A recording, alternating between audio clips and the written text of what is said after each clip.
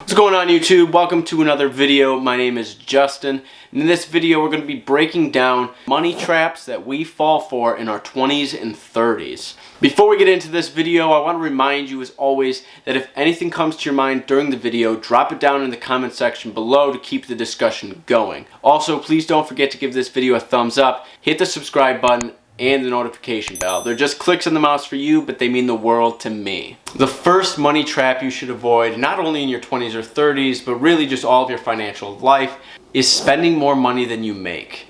The next thing on the list is lifestyle inflation or lifestyle creep, whichever way you prefer to say it. And all that really is the increase in your spending in relation to the increase of your income. The more money you start to make, the more money you start to spend. And for a lot of people, that means what may have been a night out at a Coney Island now becomes a night out at a steakhouse downtown. You're making more money, so you think and justify to yourself as, I can now afford these more expensive things. The issue is all of the things you're buying now are becoming more expensive, and you're right back where you were in terms of the percentages or ratios of what you're spending your money on based on your income.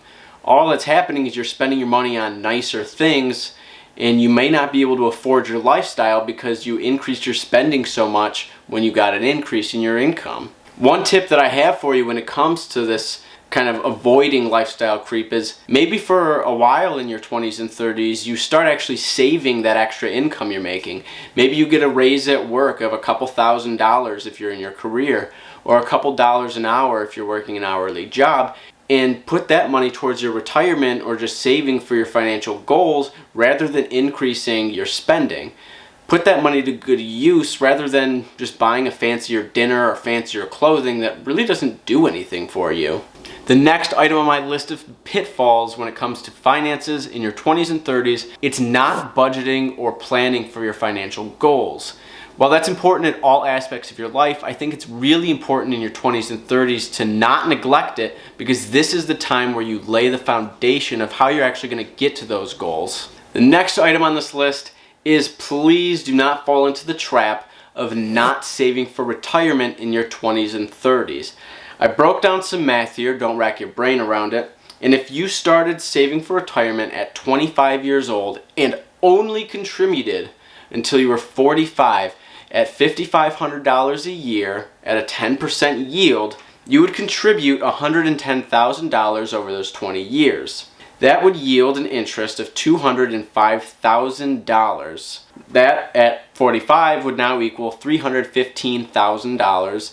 But from 45 to 65, if you contributed nothing, you just let that what was $315,000 at 45 now just ride out, continuing with more interest, you now have over $2.1 million in your retirement.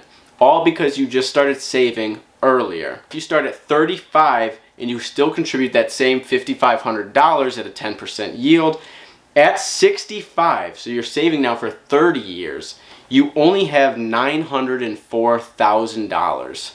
Sounds like a lot to a lot of people, but if you started at 25, which is just 10 years earlier, and you only contributed for 10 years more than when you started at 35, you yield an extra $1.2 million. You're telling me that's not a great sounding result? The final money pitfall to avoid is having a car that owns you rather than you owning the car. What I mean by this is that your monthly expense on the car, the upkeep of your car as well, is just so much more than you can actually afford on a month-to-month basis that it starts to stress you out when it comes to trying to fund your financial goals, because your car owns you. There's no shame in buying a car that is cheaper, it's kind of just a beater, while you're trying to get on your feet and fund your financial goals and actually trying to raise your income to a point where you can afford that car. When you buy that car and you think it's going to be this great purchase, but it's suffocating your finances, it really just becomes a burden. Thank you so much for checking out this video. If you have anything to say, please put it down in the comment section below and keep the discussion going. And as always, please give this video a thumbs up, hit the subscribe button and the notification bell, and stay tuned for new videos. I have vlogs coming out now every Saturday or Sunday. It really just depends on what's the easiest day for me to get it out on, because Being a full-time college student and working full-time, it's getting kind of difficult to try and now add another video into my week and get those out on an exact day. I'm trying. Preferably I'd have it out on Saturday, but sometimes that might not happen.